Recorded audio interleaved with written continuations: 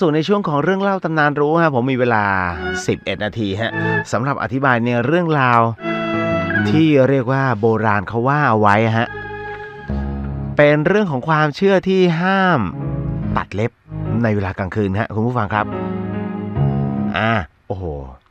คือเพลงไม่เล้าอ่ะเอาใหม่ดีไหม เพราะว่าเรื่องนี้มันเป็นเรื่องของความเชื่อฮะผมขออนุญาตแล้วกันเปลี่ยนซาวเลยดีกว่านะซาวเก่าอะสิ่งที่ผมกำลังจะพูดต่อไปนี้นั้นคุณผู้ฟังอย่าเชื่อนะฮะให้ฟังหูไว้หูแล้วก็ใช้วิจารณญาณทุกครั้งในการรับฟังเรื่องราวประเภทนี้ฮะข้อสำคัญอยากให้ฟังเป็นนิยายครับเพราะเรื่องราวที่ผมกำลังจะเล่าต่อไปนี้เป็นเรื่องราวที่เขาบอกว่าหากคุณรู้แล้วขนลุกเลยฮะไม่ใช่ปวดท้องนะเขาบอกอย่างนี้ว่าความเชื่อของที่โบราณว่าห้ามตัดเล็บในตอนกลางคืนเนี่ยมันเป็นเรื่องของวิถีเรียกว่าวิถีชีวิตของคนในสมัยก่อนนะคือคนในสมัยก่อนเนี่ยต้องเรียกว่าไม่ค่อยจะใส่ใจหรือว่าดูแลสุขภาพผมย้อนกลับไปให้คุณหลับตาแล้วนึกถึงในสมัยตั้งแต่ต้นรัตนโกสินทร์ฮะซึ่งชาวบ้านยังใส่แค่ผ้านะฮะผ้ารัดอกหรือตะเบงมานนะแล้วก็ผ้าถุงนะจุงกระเบนฮะรวมถึงผู้ชายนั้นถอดเสื้อแล้วก็นุ่งจุงกระเบนเช่นกันฮะนั่นแหละฮะต้องย้อนกลับไปแบบนั้นเพราะว่าเวลาเขากล่าวถึงประเภทนี้ฮะมันเป็นคำพังเพยหรือว่าเป็นความเชื่อตั้งแต่โบราณที่มันมีมาตั้งแต่สมัยนั้นนั่นเองครับคุณผู้ฟังคือเขาบอกว่าคนในสมัยนั้นไม่ค่อยจะดูแลแล้วก็รักษาสุขภาพอนามัยของตัวเองอย่างเช่นในปัจจุบันนะฮะเพราะฉะนั้นคำประเภทนี้ในปัจจุบันคงจะใช้ไม่ได้ฮะโดยเฉพาะเด็กๆในสมัยนั้นน่ะเรียกว่ามันไม่มีของเล่นเหมือนสมัยนี้เด็กๆก็จึงมักจะเล่นพวกปั้นดินอะไรพวกนี้แล้วแน่นอนที่สุดฮะประเภทเนี้ยพวกเศษดินมันก็จะเข้าไปในซอกเล็บนั่นเองและ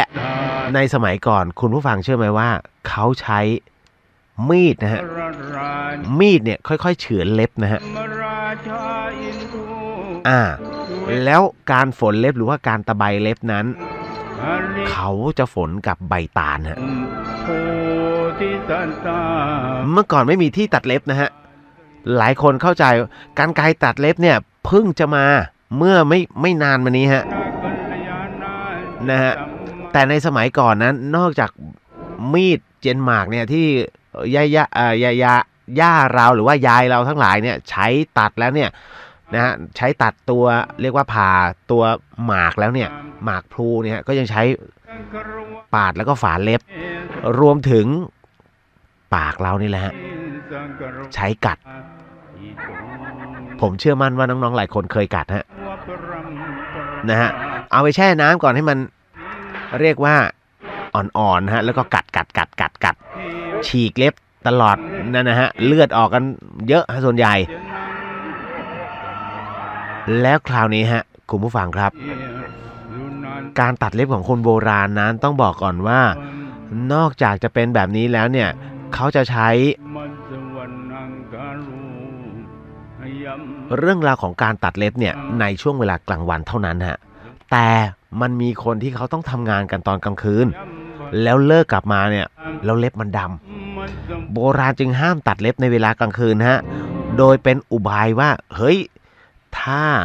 ยังตัดเล็บกลางคืนนั้นวิญญาณบรรพบุรุษนั้นจะมาทำให้เรานั้นอยู่ไม่สุขนะฮะเพราะการตัดเล็บกลางคืนนั้นจะทำให้มีดมันบาดนิ้วนั่นเองเนื่องจากในสมัยก่อนไม่มีไฟฟ้าฮะใช้น้ำมันตะเกียงเท่านั้นมันก็จะว่ามันจะเห็นไม่ถนัดนั่นเองครับคือเรียกว่าคนน่ะในสมัยก่อนชอบดื้อปัจจุบันก็ยังดื้ออยู่อย่างเขาบอกให้ใส่หมวกกันน็อกก็ไม่ใส่นะฮะไฟเหลืองให้เตรียมหยุดก็ไปต่อนี่ฮะนี่คือนิสัยคน นะฮะมันมีมาตั้งแต่โบราณชอบดื้อเพราะฉะนั้นจะบอกว่าเอ้ยอย่าตัดกลางคืนแม่ฮะคนไทยยิ่งห้ามเหมือนยิ่งยุฮะดังนั้นเขาก็เลยสร้างกุศโลบายขึ้นมาอย่าทำไม่งั้นวิญญาณบรรพบุรุษมาเนี่ยเดี๋ยวจะซวยกันทั้งครอบครัวนั่นแหละเรื่องของเรื่องเล็กอย่างหนึ่งถ้ามันพลาดขึ้นมาในการฝานเนี่ยใช้มีดเจนหมากเนี่ยฝานเนี่ยมันจะเข้าเนื้อฮะนั่นแหละฮะหลังจากนั้นครับเรียกว่าห้ามตัดเล็บกลางคืนนั้นอีกอันหนึ่งที่เขาบอกเลยว่าตัดแล้วจะอายุสั้นเพราะวิญญาณจะมาเอาวันที่คุณมีชีวิตนั้นเอาออกไปฮะทอนออกไปพูดเหมือนกับบุหรี่หรือเหล้าเลยฮะคือคนสูบบุหรี่นี่เขาจะโดนทอนอายุลงนะฮะจากมีอายุสมมุติว่ามีอายุ80ปีเนี่ยคือถ้าสูบเป็นเขาเรียกว่าวันหนึ่ง4 มวนคุณจะลดเวลาการดำรงชีวิตอยู่บนโลกใบนี้ออกไปประมาณ44ผมไม่แน่ใจ41หรือว่า43ชั่วโมงนะฮะคือ1/10อะนะฮะนั่นแหละฮะเขาจึงออกกุศโลบายในส่วนของตรงนี้ขึ้นมาฮะว่าห้ามตัดเล็บในเวลากลางคืนนั่นเองจะถามว่ามันเป็นความเชื่อที่งมงายหรือเปล่าผมว่ามันเป็นกุศโลบายที่เขาสร้างขึ้นมาแต่ว่าถ้าคุณมองไปอีกหนึ่งมิติเลยก็คือเฮ้ยมันหลอกกันนี่ว่ะเขาไม่ได้หลอกหรอกครับเพราะว่าในสมัยก่อนน่ะเขาจะเชื่อเรื่องจิตวิญญาณมากกว่าในสมัยนี้ซึ่งในสมัยนี้นั้นยึดถือความจริงหรือว่าวิทยาศาสตร์มากกว่านั่นเองครับ